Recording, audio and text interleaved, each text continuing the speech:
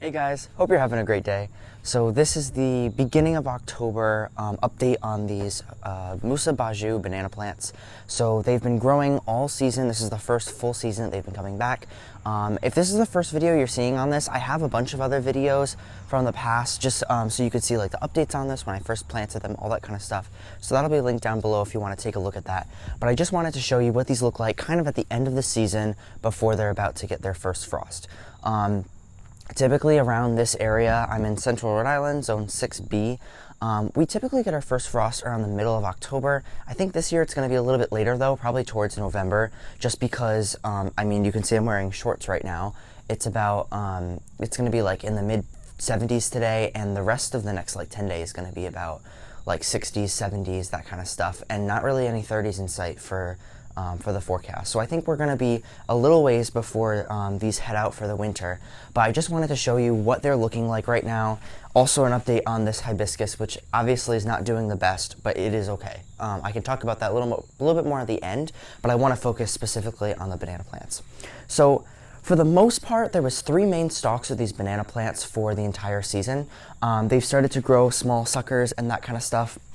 But it's been the 3 main trunks that I wanted to do for this year. I think next year I might either cut it down to just 2 or 1, or maybe keep it as 3 and they'll get bigger because they'll get more energy from this past year.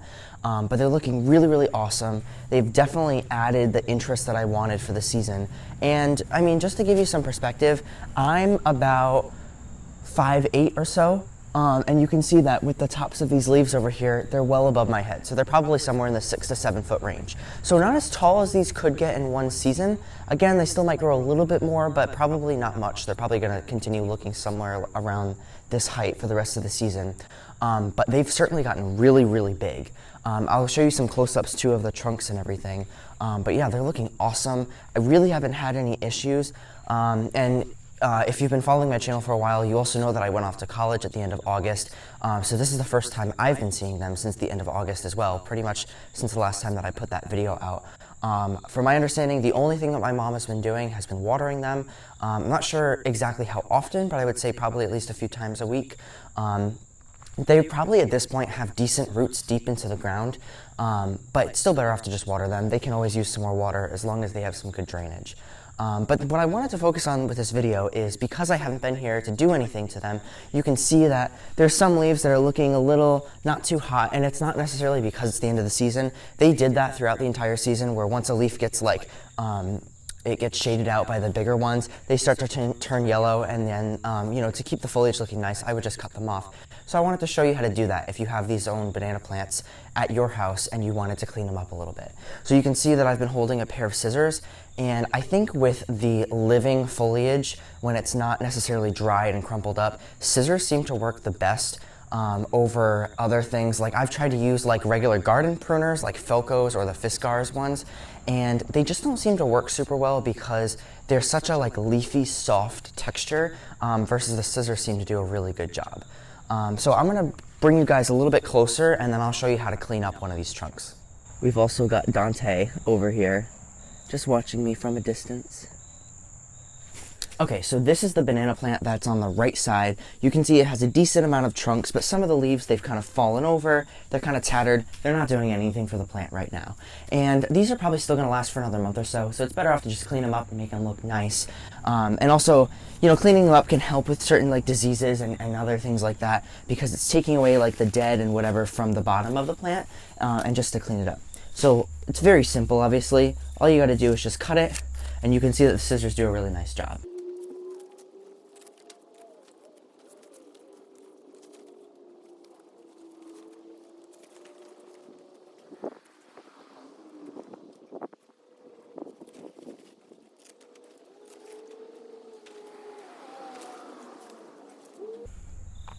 All right, so you could see what probably about a minute's worth of work did. That's pretty much all it took for these plants right here. And you can get a better look at what we actually have going on here. So these are the 3 main trunks that I originally had growing, and I was getting rid of the suckers for a while, but after a while I knew that any others that would grow, they weren't gonna get super big.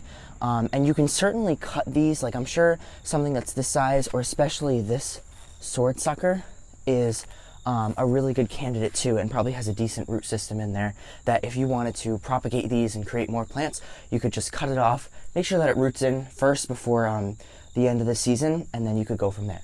This is probably a little too small to plant right now just because it's already October, but you could certainly keep it in a pot and keep it inside for the winter before it gets a little bit bigger. I'm just going to do the same thing with this side, just clean it up just like the other one.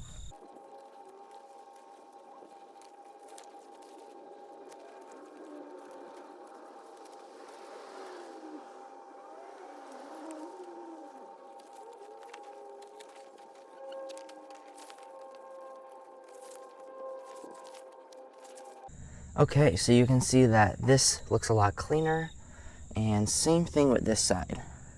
Much cleaner than it did before. I didn't get rid of absolutely everything, but as much as I could without taking away too many of the leaves. You probably don't want to take away more than maybe 20 or 30% of these leaves, but if you just get rid of the stuff on the bottom, it's not really going to be helping the plant in any sense, so it's totally fine to get rid of. So the last thing that I wanted to talk about with these, which I think I briefly mentioned in the last video, but just because I personally won't be able to show it on my channel this year, maybe in the future I'll be able to, but I just can't do it because I won't be here when this happens. But these banana plants are going to last for the next few weeks to a month or so, I would guess, around here, but typically around the first frost, and a lot of times it's more the first hard frost. Once it gets around like 28 degrees or so, that's when these are going to go dormant for the season. So what will typically happen is once they get that frost, the leaves will go from green to like a the leaves will go from green to more of like a yellowish brown, kind of like how this leaf is. You can kind of see that. We haven't really had any super cold nights, so this happened on its own, but most of the leaves will look like this after that first frost. And that's when it would be time to cut them down. So what you can do is, these stems are actually really not that tough. You could just get like regular, like a serrated knife, or if you have other types of tools that you want to use to cut this down, you could certainly do that. But I would say leave it anywhere from like 12 inches, maybe 18 inches, somewhere around that range, and then you could just chop it down from that point, discard everything else here. And this can go right in the compost pile or wherever you're able to put it. It's just going to be really wet, which is totally fine. And then at that point, what you're going to want to do is cover up the plant and the stems that you just cut as much as you possibly can with things like grass clippings and leaves and all that kind of good stuff, which will help protect it. Think of it as like a nice warm blanket that you're putting on top of these trunks of the plants, and that's going to help keep them protected over the winter. The better that you could insulate them for the winter, the higher up on the trunk it's going to last until the spring. So I originally cut them maybe like here last year, and then I realized that some of the stuff that I use, like the leaves and the grass, is settled a little bit, so the top of it was showing and it was getting below freezing every night at that point. So the top like 6 inches of it ended up dying. It just kind of got like really soggy, and that's because that specific part of it wasn't going to come back. So I put an extra layer after everything's settled, and that's probably going to happen with you. You're probably going to have to do it a couple times in order to get a decent amount of stuff on here to cover it. And then, you know, it won't survive up until the absolute very top of where it is that you're planting it, but maybe just a little bit further down. And then in the springtime, when things start to get growing again, like I think it was around the beginning of May when I did uncover these, then that's when you can take all of the clippings away. Some of it will die back, but hopefully there'll be some of the stem left, and then you'll see it growing from the center of that stem. I'm going to link a video on here, I think I did with the last one as well, that Logi's greenhouses, which is actually only about maybe a half-hour, 40-minute drive from me. It's in Connecticut, like northeastern Connecticut. They grow these same banana plants. They have a very similar climate to me, and they've had videos on how to cover them and uncover them in the spring as well. So if you want to see an actual visual of that, I highly suggest watching one of their videos, just because I can't personally show it. But it's not a very difficult process, just a matter of doing it at the right time before these plants could get winter killed.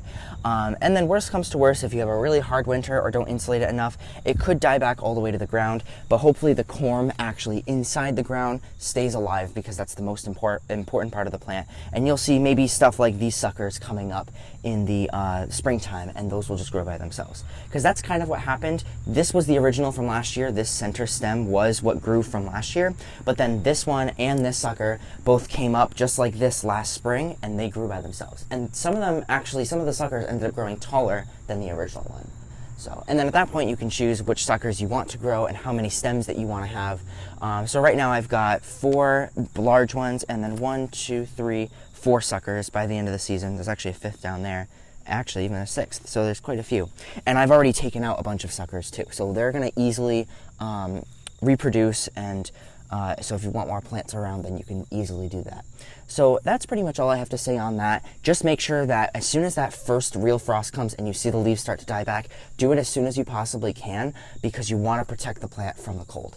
It is hardy down to a zone 4, but the actual center of the plant needs to stay warmer than being below freezing all the time, and that will help this plant. Okay, that's pretty much all I have on these banana plants. I'll try to give some other update when I can. Most likely it's not going to be until around Thanksgiving time, which at that point they'll already be covered up, but I can at least show you what they look like at that point so you can see what they are in the winter time. But I'm just going to talk quickly about that hibiscus. So if you're interested in seeing that, then you can keep watching and I'll just explain kind of what happened. But if not, then look for that next video in November. Okay, so here's the update on the hibiscus. So as you can see, it's not doing super well, but it's not entirely dead. So it did do really, really well throughout the season. You could see in past videos from the banana plant videos that it actually was growing really well. And there were some small holes in the leaves, but I think around when it started to bloom, that's when it really started to take a downward turn. So as you can see this leaf right here, you can see that it was entirely eaten up. There's really almost nothing left to these leaves, and that's what the majority of the plants look like. Some of the back stems seem to have actually dropped most of the leaves, like the skeletons of the leaves, but you can see that they are starting to grow some leaves just so that way they can photosynthesize for the rest of the season. So I'm not entirely sure what ate these leaves, but I know that they were some sort of like caterpillar that turned into like a moth or something like that. I'm not entirely sure what it was because I never got a good look at them. But all I do know is that in order to fix this issue for next year, there's not much that I can do at this point. But what I will do is I will spray it with something like a Rose RX or like Captain Jack's Dead Bug, and hopefully that'll fix all of these. So that way the leaves can continue looking like this. I'm just going to leave these stems for the rest of the season. I know that these stems are better off to just leave how they are. And then in the spring, when it starts to grow back some more stems, you can see some of the old ones from last year, just like that. I'll cut these back to about like 6 inches, and then we'll start fresh from that point. And then if I see any like major issues, then obviously I'll reconsider what I'm doing, but hopefully that will be it. Just using that like Rose RX, and just I'll preventatively spray it at the beginning just to make sure that there's no issues. But then if it seems to be worse, then I'll be a little more adamant about spraying them, and it'll hopefully get better from that point. So this obviously isn't going to flower for the rest of the season, but hopefully at that point next year, we'll see some good flowers. All right, and that's all I really have for this video. If you have any other questions or comments on either the banana plants or the hibiscus, please feel free to put them in the comment section down below. I'll try to answer them as best as I can. Still learning about these plants, but you know, at least I have a decent amount of knowledge at this point, and I want to certainly help you guys out. But yeah, so I hope you like this video, and I will see you in the next one.